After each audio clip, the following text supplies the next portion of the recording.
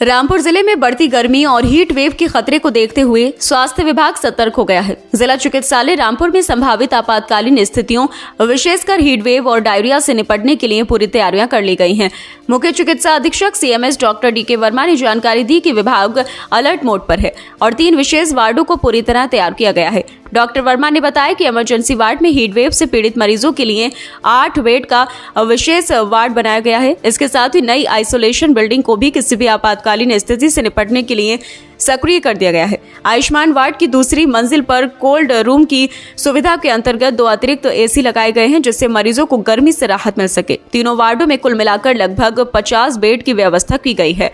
Doctor Verma ने जनता से appeal की कि अत्यधिक गर्मी के समय अनावश्यक रूप से घर से बाहर ना निकलें। यदि निकलना आवश्यक हो तो मुंह को गमछे से ढकें, शरीर को ढका रखें और अधिक से अधिक पानी पिएं। उन्होंने खान पान का विशेष ध्यान रखने और तेज धूप से बचने की सलाह दी। स्वास्थ्य विभाग की यह तैयारी जिले में गर्मी के बढ़ते प्रभाव को देखते हुए एक सराहनीय कदम माना जा रहा है। जनता से सहयोग की अपील करते हुए डॉक्टर वर्मा ने कहा कि सावधानी ही सुरक्षा है। हीट वेव के लिए तो मेरा जनता से यही अपील है कि वो लोग जो बाहर निकल रहे हैं वो बहुत ज़रूरी है तभी निकलें, अन्यथा सर पे गमछा, कपड़ा, रुमाल हल्का सा गीला करके बाहर निकलें और बहुत ही ज़रूरी हो तो निकलें और पानी की मात्रा पी के खूब रखें और जैसे भी कोई फल वगैरह हैं उनका सेवन, सब्जियों का सेवन, पानी की मात्रा ये सब ज़्यादा से ज़्यादा लें। स्वास्थ्य विभाग ने क्या तैयारियां की? हमारे वहाँ हीट वेव के लिए हमने करीब 10-12 बेड का एक रूम तैयार कर लिया और जितनी ज़रूरी जीवन रक्षक दवाइयाँ हैं वो सब उपलब्ध हैं। उसके अंदर 2 AC हमने लगा दिए हैं और हमारा स्टाफ पूरा उसके लिए तैयार है। क्योंकि सर ऐसे में डायरिया के मरीज़ अभी की स्थिति क्या है? डायरिया के मरीज़ कम हुए हैं क्योंकि मैं खुद वहाँ पे रात और दिन मॉनिटरिंग कर रहा हूँ।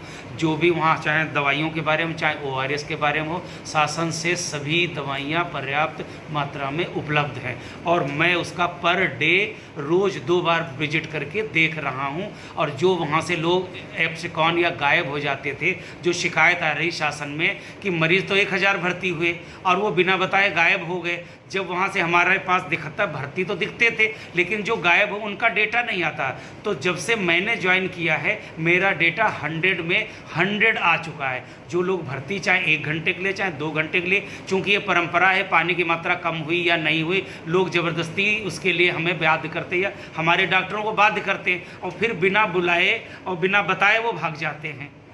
तो मैं ये चाह रहा हूँ कि जब भी वो जाए हमारे स्टाफ को बता के जाए और डिस्चार्ज करके जाए। जो दवाइयाँ उपलब्ध हैं वो दवाइयाँ हम देंगे, उनके बाद जो ORS या ओरल पीने की दवाइयाँ हैं वो हम उनको देते हैं। तो हमारा डेटा इस समय पूरा कंप्लीट 100% डायरिया वार्ड से आ रहा है। सर, मरीजों के साथ तीमारदार ज़्यादा आते हैं, आपने कई बार उनको समझाया भी है, उनके लिए क्या कहेंगे? सर, तीमारदारों के लिए मैं उसमें कुछ नहीं फिलहाल कर पा रहा हूँ। उनको समझाता हूँ, डेली समझा रहा हूँ कि मरीज के पास जाने से वहाँ पे आपकी ही परेशानी है। क्यों? जब ज़्यादा भीड़ होगी तो तरह तरह की बीमारियाँ जाएंगी, सांस लेंगे, थूकेंगे जगह जगह और मरीज ही आपका वहाँ पर सफ़र करेगा।